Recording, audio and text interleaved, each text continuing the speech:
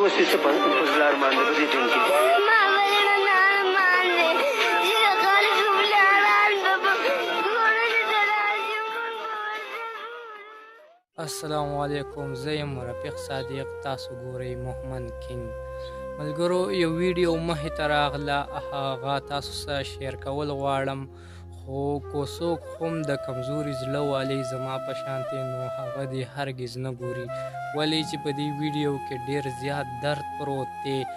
یو انټرویو والا د یو مسافر بچی له تللی دی او هغه ورته وایي چې ستا په زړه څه ارمان دی؟ نو هغه بچی ورته وایي چې د خلکو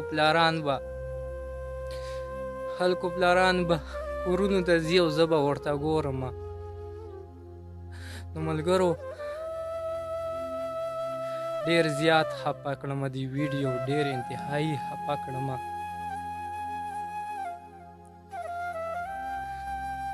الله تعالی دې د هیڅ چا پلار هم په مسافرۍ کې نه وجني، ولې چې ډېر زیات درد دی، ډېر زیات انتهایي درد دی چې هغوی ته خپلې بچی خوشحاله وي چې زما پلار به کور ته راځي او ما سره به میلاویږي، ما سره به لوبې ټوغې کوي.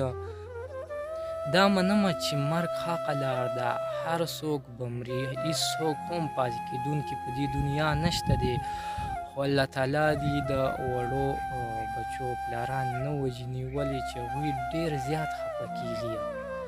نورو خلکو ورته ګوري چې د دوی پلاران شته او زمونږ نشته، نو هغوی ډېر زیات خفه کېږي. او بل دی الله تعالی هېڅوک هم په مسافرۍ کې نه وژني، ولې چې هغوی ته د کور والا تمه وي چې دوی به راځي او موږ به ورسره میلاویږو.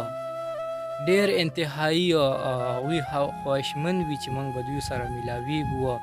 نو الله تعالی دې یو مسافر هم نه وژني. الله تعالی دې ټولو مسافرو د خپل وطن ثواب وکړي چې خپلو بچو سره میلاو شي، خپل مور پلار سره میلاو شي.